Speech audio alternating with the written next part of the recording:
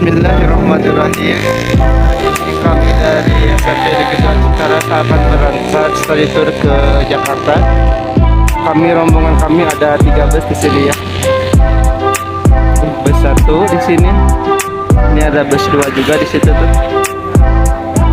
Nah, ini di situ bus 3. Ada 3 busnya di sini ya.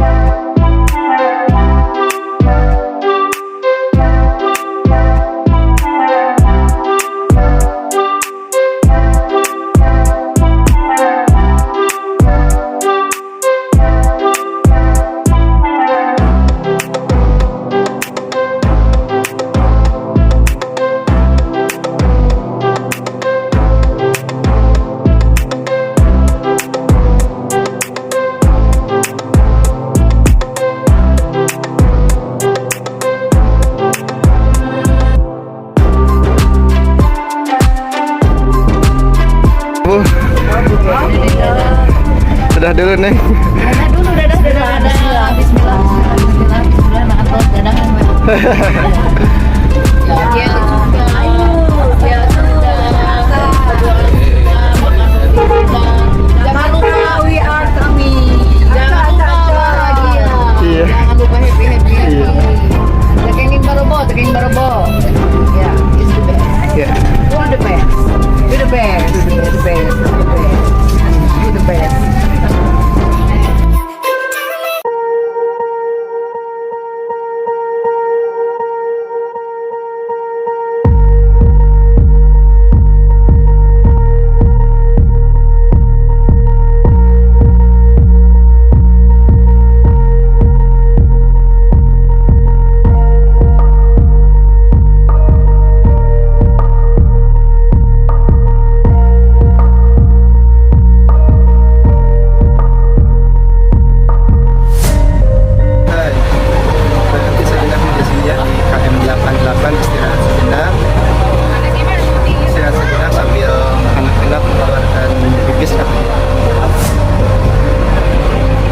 Bus 3 di mana?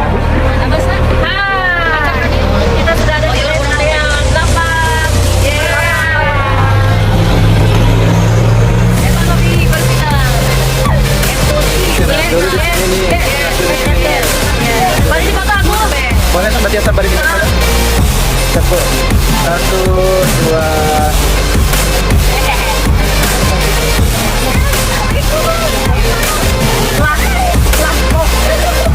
Satu, 2. Halo. Di mana kalian? Di mana ini? Telinga aku kompet, Pak. Ini sedang di KM 88. Mau kemana kita tuh sini? Mau apa? Tadi tuh lihat apa sih ke sana teh? Lubang buaya sama monumen Pancasila. Dadah. Siap fotonya. 1, 2, 3. Sini. 1, 2, 3. Masuk mobil.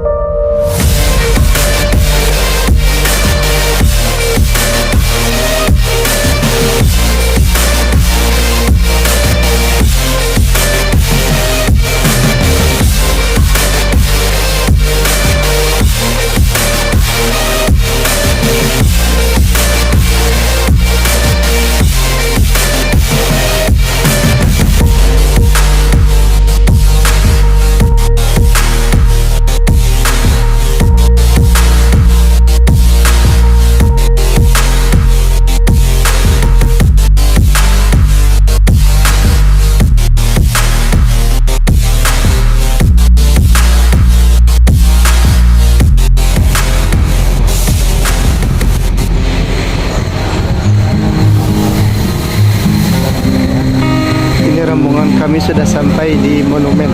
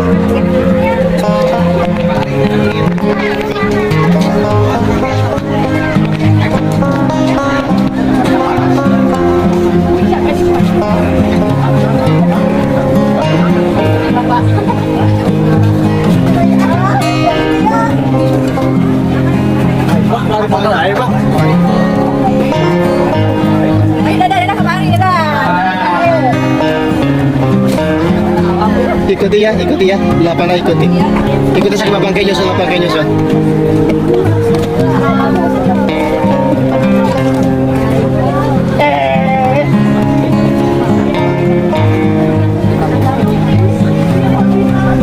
So ikuti tong Sir Malawang ya.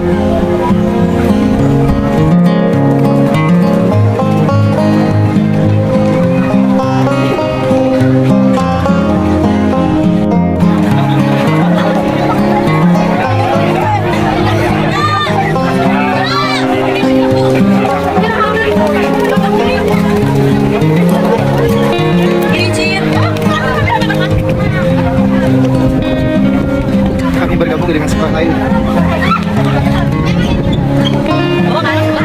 Mana 8A nih? Baiklah, dapat gabung.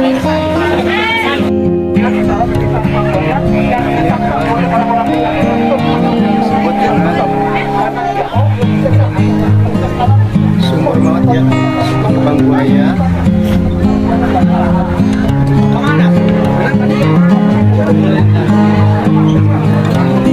Mereka sedang melihat sumurnya nih. Mereka sedang melihat sumur maut. Kita disebut sumur Kembang Buaya itu di sini ya. Sumur maut Kembang Buaya.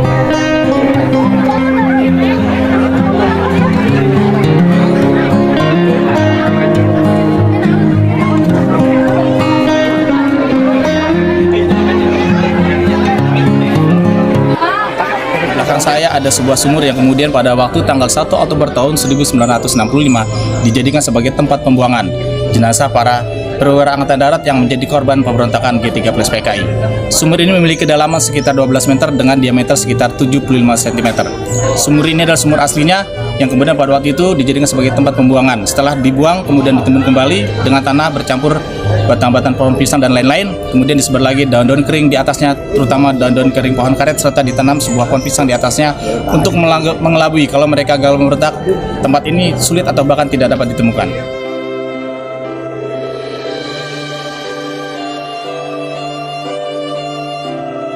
Inilah sumur maut tempat membuang 7 pahlawan revolusi yang diantaranya adalah 1.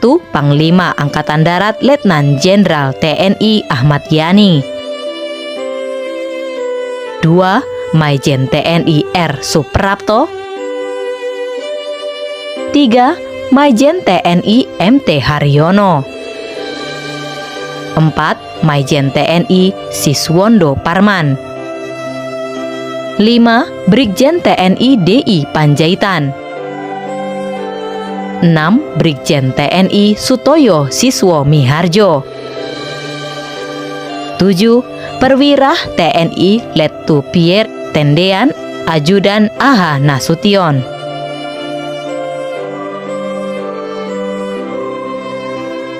Di dekat lubang sumur maut terdapat prasasti yang bertuliskan, "Cita-cita perjuangan kami untuk menegakkan kemurnian Pancasila tidak mungkin dipatahkan hanya dengan mengubur kami dalam sumur ini. Lobang Buaya, 1 Oktober 1965.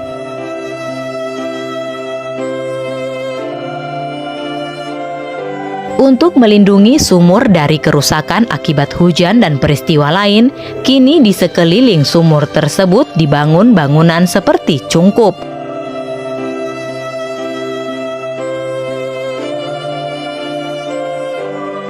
Rumah penyiksaan berada persis di samping sumur maut. Di dalam bangunan ini terdapat ruangan khusus di bagian beranda yang digunakan sebagai tempat penyiksaan beberapa pahlawan revolusi sebelum dieksekusi mati. Sekarang kita berada di depan sebuah rumah yang dulu dijadikan sebagai tempat penyiksaan. Rumah ini dulu milik seorang simpatisan PKI bernama Babang Harjono, dan pada saat tanggal 1 Oktober tahun 1965, setelah mereka melakukan penculikan, kemudian para perwira Angkatan Darat khususnya masih hidup dibawa ke sini dan disiksa dan sekaligus kemudian dibunuh. Khususnya masih hidup yang kemudian disiksa di tempat ini yaitu Majen R. Suprapto, Majen S. Parman, Brigjen Sutoyo, dan Letnan 1 Pierre Andreas Tendian. Sementara 3 perwira Angkatan Darat lainnya sudah dibunuh di rumahnya, yaitu Letjen Ahmad Yani, Majen MT Harjono, serta Brigjen DI Panjaitan. Rumah ini adalah secara umum masih seperti bentuk aslinya, hanya saja ada pengecatan ulang ataupun perbaikan kecil dan ada tambahan jendela kaca di depan dan samping rumah ini. Rumah ini memiliki ukuran sekitar 8 kali 15,5 meter. Di sebelah rumah penyiksaan terdapat rumah pos komando. Sekarang kita berada di depan sebuah rumah yang kemudian pada waktu itu, pada saat terjadinya pemberontakan G13 PKI, dijadikan sebagai tempat meeting atau sebagai tempat pos komandonya mereka. Sebelumnya rumah ini adalah milik seorang masyarakat biasa, yaitu bernama Bapak Haji Sueb. Pada waktu itu Bapak Haji Sueb diusir oleh pemberontak G13 PKI dan kemudian rumahnya dijadikan sebagai pos komando oleh pemberontak G13 PKI. Inilah sebagai bukti sejarah bagi generasi muda, rumah ini tetap dilestarikan sampai sekarang. Di dalam rumah ini masih tersimpan sejumlah benda-benda bersejarah, antara lain lampu Petromax, mesin jahit, lemari kaca, dan lain-lain.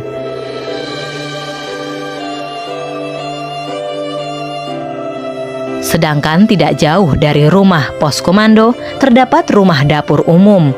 Rumah ini merupakan salah satu saksi sejarah yang digunakan oleh gerombolan PKI waktu itu sebagai bangunan yang dipakai guna memasok bahan pangan selama kegiatan G30 SPKI berlangsung di lokasi kejadian.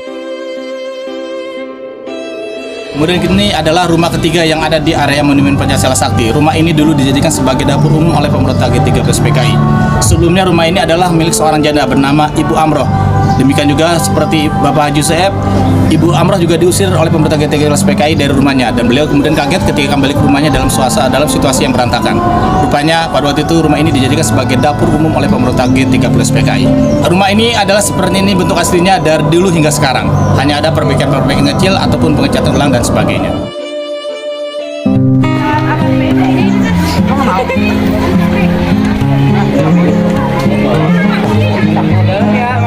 Pas neng, saksi apa Ji?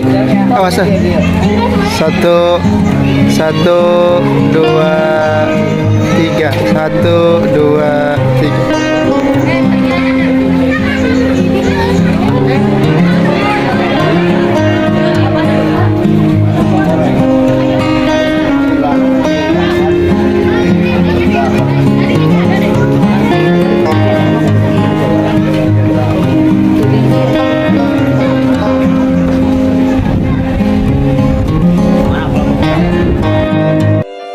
Selain lubang sumur maut dan 3 rumah bersejarah itu, ada beberapa mobil yang berderet di bagian taman. Seperti Panzer Sarasen yang digunakan untuk membawa satu jenazah pahlawan revolusi ke Taman Makam Pahlawan Kalibata. Ini adalah salah satu koleksi kendaraan yang ada di Monumen Pancasila Sakti, yaitu truk PN Artayasa. PN itu adalah singkatan dari perusahaan negara. PN Artayasa adalah perusahaan negara yang mencetak uang pada waktu itu. Jadi kalau sekarang adalah Perum Brewery. Pada tanggal 1 Oktober tahun 1965, jam 4 pagi truk ini keluar dari kantornya melaksanakan tugas rutinnya, yaitu untuk menjemput pegawai. Namun demikian, di perjalanan tidak jauh dari kantornya, truk ini dicegat kemudian direbut oleh pemberontak G13 PKI. Truk ini kemudian dibawa ke rumahnya Bapak Brigjen DI Panjaitan yang sudah ditembak di rumahnya, dan truk ini kemudian digunakan untuk membawa jenazahnya Bapak Brigjen DI Panjaitan dari rumahnya di Jalan Hasanuddin, Kebayoran Baru, Jakarta Selatan ke sini, ke Desa Lubang Buaya, menggunakan truk yang hasil rebutan ini. Ada juga mobil Jeep Toyota Canvas yang menjadi kendaraan dinas Pangkostrat dan sedan kendaraan dinas Jenderal TNI Ahmad Yani. Wida, mundur Wida.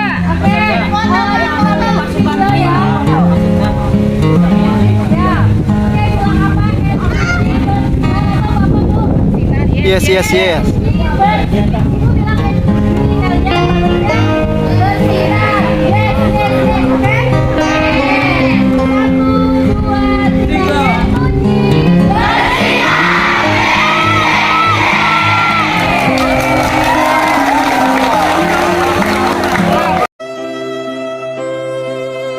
Terdapat juga bangunan monumental yang ada di Kompleks Lubang Buaya adalah Monumen Pancasila Sakti. Saya sekarang berdiri dengan latar belakang sebuah tugu namanya Tugu Pahlawan Revolusi yang terdapat di area Monumen Pancasila Sakti. Tugu ini memiliki ukuran tinggi, panjang, dan lebarnya 17 meter, melambangkan tanggal 17, tanggal kemerdekaan Republik Indonesia. Di sini juga terdapat sebuah patung Garuda Pancasila yang terbuat dari tembaga, konon menurut informasi adalah patung Garuda Pancasila yang terbesar yang pernah dibuat di Indonesia. Di bawahnya terdapat 7 patung pahlawan revolusi yang gugur di tempat ini. Walaupun sebenarnya pahlawan revolusi itu adalah jumlahnya 10, namun yang gugur di sini adalah 7 yang seluruhnya berasal dari perwira Angkatan Darat. Kemudian di bawahnya lagi ada sebuah relief yang menggambarkan aksi-aksi yang pernah dilakukan oleh PKI beserta ormas-ormasnya selama tahun dari 1945 hingga tahun 1968. Kemudian pada pose Legend Ahmad Yani sedang menunjuk ke arah sumur, maksudnya adalah beliau mengingatkan kepada kita semua, khususnya yang hadir di sini, bahwa apa yang kami alami, kami gugur di sana, jangan sampai terulang kembali. Oleh karena itu, kita harus selalu waspada dan mawas diri, khususnya terhadap bahaya laten komunisme.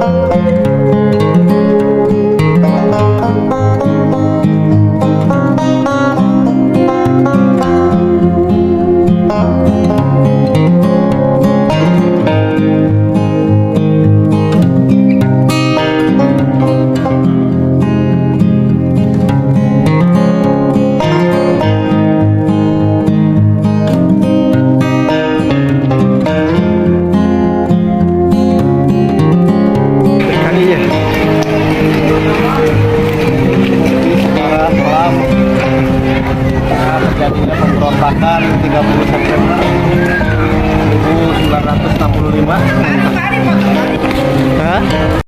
Di dekat Monumen Pancasila Sakti ada pula Museum Pengkhianatan PKI atau Komunis yang menceritakan sejarah pemberontakan PKI yang bertujuan menggantikan dasar negara Pancasila dengan komunis yang bertentangan dengan Pancasila sampai pada pemberontakan kedua yang terkenal dengan nama Gerakan 30 September atau G30 SPKI. Sekarang kita berada di dalam sebuah museum bernama Museum Pengkhianatan PKI dalam kurung komunis. Museum ini adalah salah satu museum yang terdapat di area Monumen Pancasila Sakti. Museum ini diresmikan oleh Presiden Soeharto tanggal 1 Oktober tahun 1992. Berisi tentang diorama yang menggambarkan aksi-aksi sepihak yang pernah dilakukan oleh anggota PKI beserta ormas-ormas massa atau organisasi-organisasi massa yang masih di bawah naungan PKI yang juga berpaham komunis. Oleh karena itu, kenapa museum ini diberi nama Museum Pengkhianatan PKI dalam kurung komunis? Karena tidak hanya PKI saja yang melakukan aksi-aksi sepihak, namun juga organisasi-organisasi massa di bawahnya yang juga masih di dalam naungan Partai Komunis Indonesia. Museum ini bercerita tentang aksi-aksi sepihak yang pernah dilakukan oleh PKI beserta ormas-ormasnya sejak tahun 1945 hingga tahun 1974. Ada juga Museum Paseban yang di dalamnya terdapat beberapa diorama. Sekarang kita berada di sebuah museum bernama Museum Diorama Monumen Pancasila Sakti atau lebih dikenal dengan Museum Paseban. Museum ini diresmikan oleh Presiden Soeharto tanggal 1 Oktober tahun 1981. Kemudian pada tahun 2013 atau tepatnya tanggal 25 Agustus tahun 2013, Museum Paseban direnovasi dan diresmikan oleh Panglima TNI pada waktu itu adalah Laksamana TNI Agus Soeharto SE. Di museum ini terdapat 16 diorama yang menggambarkan sebelum, saat, dan setelah peristiwa pembentukan G13 PKI, termasuk di dalamnya menggambarkan saat penculikan terhadap para perwira Angkatan Darat yang menjadi korban pembentukan G13 PKI.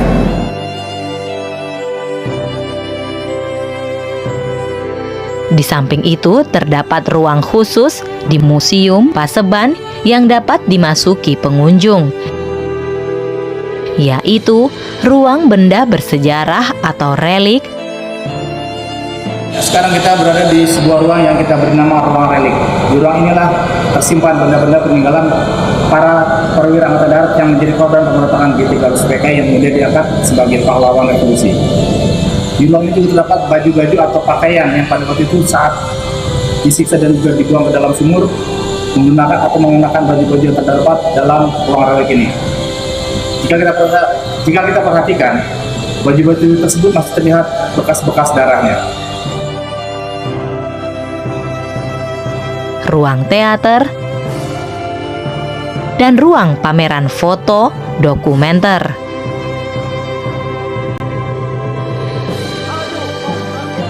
Inilah sejarah yang terjadi di tanggal 30 September 1965, di mana para pahlawan revolusi kita menjadi korban dan gugur demi mempertahankan ideologi Pancasila atas ancaman ideologi terlarang, yaitu komunisme.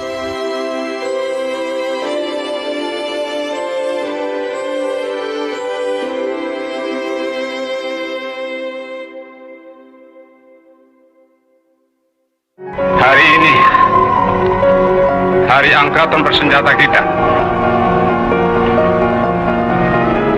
Hari yang selalu gemilang, tapi yang kali ini, hari yang dihinakan oleh fitnahan, dihinakan oleh khianatan, dihinakan oleh penganiayaan. Tetapi hari Angkatan Bersenjata kita setiap prajurit tetap rayakan dalam hati sanubari kita dengan tekad kita, dengan nama Allah yang Maha Kuasa, bahwa kita akan tetap menegakkan kejujuran, kebenaran, keadilan,